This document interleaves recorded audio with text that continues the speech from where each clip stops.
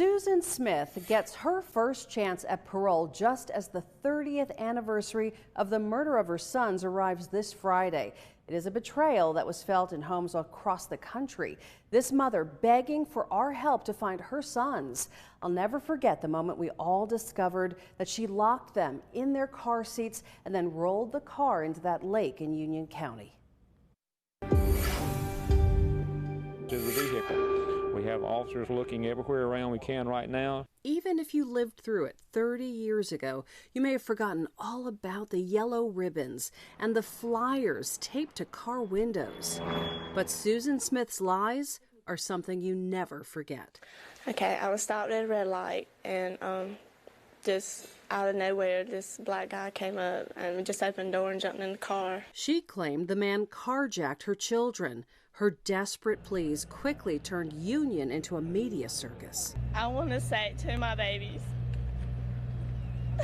that your mama loves you so much, and your daddy, this whole family's love you so much. Are you coming from Richmond, Virginia? Across the nation, people looked everywhere for Michael and Alex. And not only just that community, but around the state, around the country, people were looking for that car, people were looking for the carjacker, people were looking for those kids, they were praying. They were setting up vigils, you know, and we're really thinking they're going to be recovered. Over 9 excruciating days, doubts emerged. News leaked that Smith failed a lie detector test. I would say I haven't eliminated anyone from suspicion at this point in time. Her shattered husband, David, still trusting. Yes, I believe my wife totally. But his boys were rolled into the lake, where it took 6 minutes for them to sink, prosecutors determined. The only journalist to interview Susan Smith that night, our reporter, Cynthia Barnes Booker, had a gut feeling. But what I noticed that evening, she could not look me in the eye. She kept looking down. And after the interview, when Tommy and I got back in the car to head back to the station, I said to Tommy then, I said, I don't believe this story. I think she's lying. I don't believe it. I just can't express it enough that we just got to get them home. That's just where they belong, with their mama and daddy. That's the news conference from Air 7, folks. On the 9th day, agents interrogated Smith again. Then the sheriff took her to a church to pray. We have sources that are telling us there's been a confession in this case. In case you're joining us, News Channel 7 has learned a confession from the mother, Susan Smith, has been given at some point this afternoon. We spent hours on the air. This is a story that we have all been talking about since 11 o'clock on Tuesday night of last week, when we first broke the story at 11 o'clock.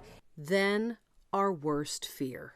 Susan Smith has been arrested and will be charged with 2 counts of murder in connection with the deaths of her children, Michael 3 and Alexander 14 months. Affected everybody. It's affected everybody so deep. I think there's anybody in the county that hadn't prayed and prayed and hoped. Sorrow quickly turned to anger.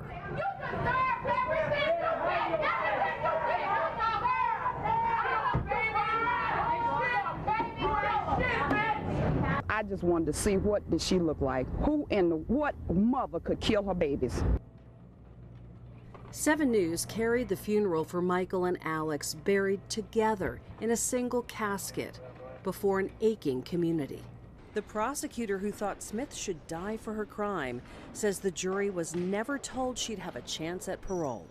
People always, you know, see the Smith case as a success for me, and obviously I don't see it that way by virtue of what I thought justice would have been with the death penalty.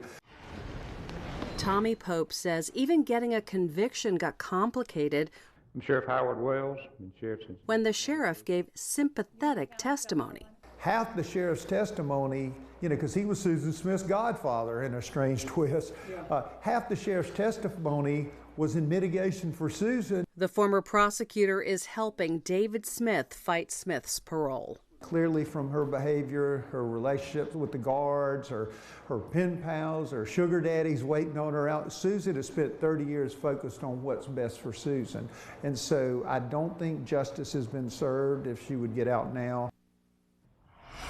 The parole hearing for Susan Smith is set for November the 20th. It's happening in Columbia. Susan's most recent violation behind bars involves a filmmaker and an exchange of money. Coming up on Thursday, 7 News anchor Gordon Dill will have much more on the violations in prison and what it actually takes to get paroled. That's coming up Thursday night at 11 on 7 News. All right, thanks, Amy. Well, our temperatures today were once again way up.